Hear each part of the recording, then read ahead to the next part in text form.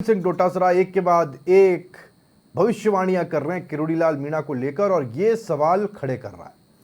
डोटासरा की किरोड़ी लाल पर भविष्यवाणियों को लेकर ये दिलचस्प आकलन है और समझने की कोशिश कीजिएगा कि बार बार किरोड़ी के कांग्रेस में आने की भविष्यवाणी डोटासरा कर रहे हैं। डोटासरा का दावा है कि दौसा में बीजेपी हारेगी और ठीकरा फूटेगा किरोड़ी के सर, उनका मंत्री पद जाएगा। अब ऐसे में सवाल उठता है कि सच में किरोड़ी लाल की इतनी चिंता गोविंद सिंह डोटासरा को है, पीसीसी चीफ को है, या फिर पेपर लीक की खींच है जो बाहर आ रही है। पेपर लीक को लेकर किरोड़ी ने, सबको पता है कि लंबा संघर्ष किया है और उस संघर्ष से डोटासरा की नाक में, क्योंकि डोटासरा तब सत्ता में थे और जवाबदेह थे, उनकी नाक में दम रहता था।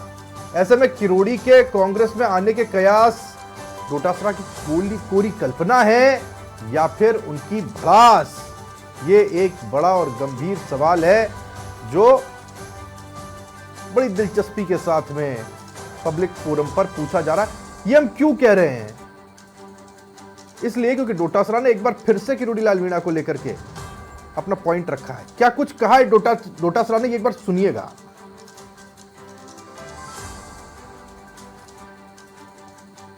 गोविंद सिंह जी डोटासरा प्रदेश से हमारे साथ उनसे बात करते हैं। सर, आप जहाँ भी जाते हैं मोरिया बुलाते हैं, किस तरह से कितनी सीटें आ रही है आपकी बार?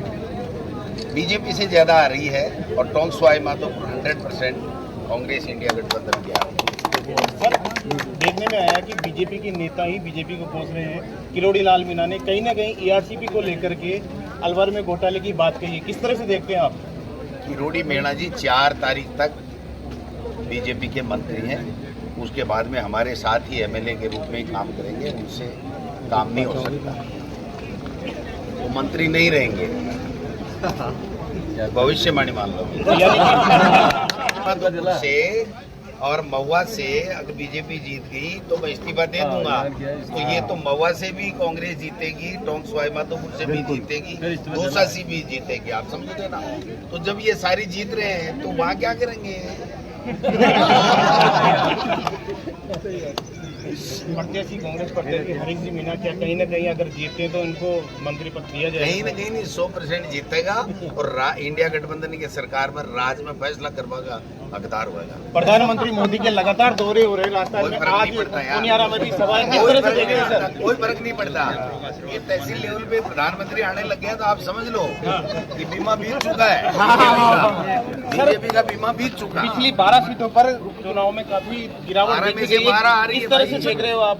सीटों पे गिरावट नहीं है, बीजेपी के मतदान में गिरावट है, वोटिंग में इसलिए हम जीत रहे हैं वहां पर। गोविंद तो क्या कुछ कह रहे थे गोविंद सिंह डोटासरा, आपने सुना। गोविंद सिंह डोटासरा खास तौर पर अगर हम इसके अंदर किरोड़ी लाल मीणा को लेकर के कही गई बातों को निकालते हैं और समझने की कोशिश करते हैं तो फिर ये सवाल पैदा होता है और ये जिज्ञासा भी कि किरोड़ी लाल मीणा के ऊपर डोटासरा बार बार ऐसे सवाल क्यों पूछ रहे हैं। क्या ये एक किरोड़ी लाल मीणा के प्रति उनकी खींच है जो उनके मंत्री रहते या उनकी सरकार चलाते किरोड़ी लाल मीणा जिस तरह से पेपर लीक को लेकर उनको परेशान किया करते थे, जब पेपर लीक का मुद्दा उठाया जाता था और इससे सरकार की परेशानियां बढ़ती थी, इसको सही से फ्रेम करते हैं, क्या ये उसी वक्त की खींच है जो बाहर आ रही है? क्या गोविंद सिंह डोटासरा बहुत ज्यादा चिंता करते हैं किरोड़ी लाल मीणा की, उनके राजनीतिक भविष्य की? अब ये कहना कि दौसा में बीजेपी हारेगी और बीजेपी के हारने के बाद वो वहां क्या करेंगे, उनको तो यहां आना पड़ेगा, ये सब कहने के पीछे पीसीसी चीफ को किरोड़ी लाल मीणा की इतनी चिंता क्या सचमुच है? और या फिर ये वो, जैसा मैं बार बार दोहरा रहा हूं कि पिछली सरकार के वक्त जो कुछ भी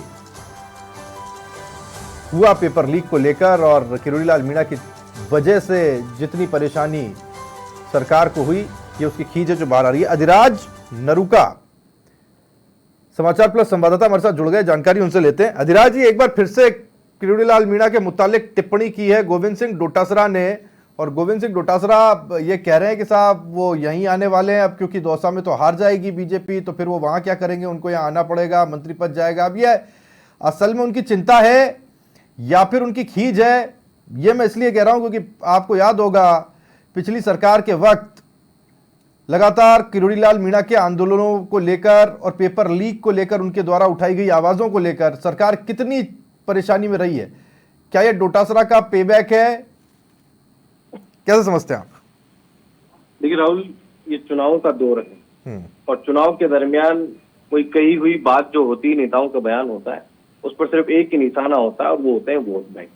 वोटों को साधने के लिए बयान होते हैं, वोटों को साधने के लिए तमाम मंदिर मस्जिद में ढोक लगाए जाते हैं। चुनाव से पहले कोई भी किसी तरह का बयान दिया जाता है तो उसका हम आकलन कर सकते हैं, लेकिन चुनाव के दरमियान जो बयान आता है वो सीधे तौर पर वोट बैंक के लिए आता है। चुनावी जीत में जो साम दाम भेद वाली जो रणनीति होती है उसी का हिस्सा होता है। देखिए अभी जो चुनाव हो रहा है राहुल, उस 13 सीटों में कई ऐसी सीटें हैं जो एसटी बाहुल्य, आदिवासी बाहुल्य है। चाहे वो टोंक सवाई माधोपुर की बात की जाए, उदयपुर की बात की जाए, सिरोही जालोर सिरोही की बात की जाए, चित्तौड़गढ़ की बात की जाए, ये वो सीटें हैं जहां पर बड़ी तादाद में एसटी वोटर्स हैं। और जिस तरीके से कांग्रेस यहाँ पर राजनीति कर रही है, कहीं ना कहीं वो जातीय समीकरणों को साधने की कोशिश कर रही है। और जिस तरीके से एक पूरा कैंपेन कांग्रेस ने चलाया कि अगर बीजेपी की सरकार फिर से आती है, 400 पार आती है, तो संविधान को खत्म कर दिया जाएगा, तो वो ज्यादा से ज्यादा फोकस उनका एसटी वोटर्स पर है। तो ये एक उनकी कह सकते हैं कि उनके चुनावी कैंपेन का, उनकी रणनीति का हिस्सा है कि किस तरीके से एसटी वोटर्स को साधा जाए। इसलिए वो किरोड़ी लाल पर इस तरीके के बयान दे रहे हैं ताकि उसका उनको सियासी लाभ इस लोकसभा चुनाव में मिल सके।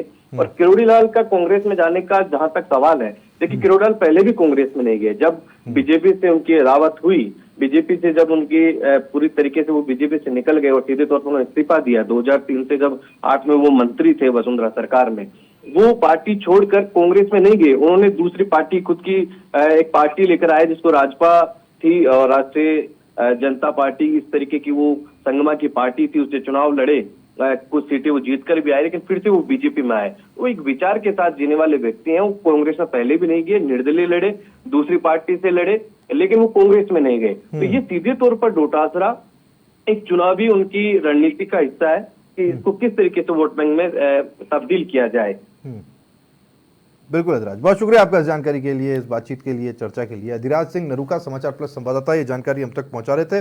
और जाहिर एक के बाद एक, जब एक ही तरह के कमेंट्स बार बार आएंगे, पिन पॉइंट आएंगे, एक ही व्यक्ति को टारगेट करते हुए आएंगे, तो फिर उसका आकलन करना जरूरी हो जाता है। अधिराज का मानना है कि चुनावी वक्त में कुछ बातें कह दी जाती हैं, उनका बहुत ज़्यादा आकलन और निचोड़ निकाला नहीं जा सकता। जो कुछ डोटासरा कह रहे हैं वो चुनावी फायदे के लिए कह रहे हैं। आज हमारी किसान सम्मान निधि सीधे हमारे बैंक खाते में आती है। अब हमारा हक कोई नहीं मार सकता। नहीं तो पहले फसल बिचौलिए कौड़ियों के भाव ले जाते थे, लेकिन अब बीज से बाजार तक साथ खड़े हैं मोदी जी। बड़ा फसल बीमा, किसान credit card, soil health card, सबसे ज्यादा फसलों पर एमएसपी, हर खेत को पानी, नैनो यूरिया, अब ड्रोन की भी तैयारी। लेकिन फिर भी मोदी जी कहते हैं ये तो बस ट्रेलर है। किसान कल्याण की गारंटी मोदी जी की, और उन्हें जिताना ये है हमारी भी गारंटी। कमल का बटन दबाएं, भाजपा को जिताएं।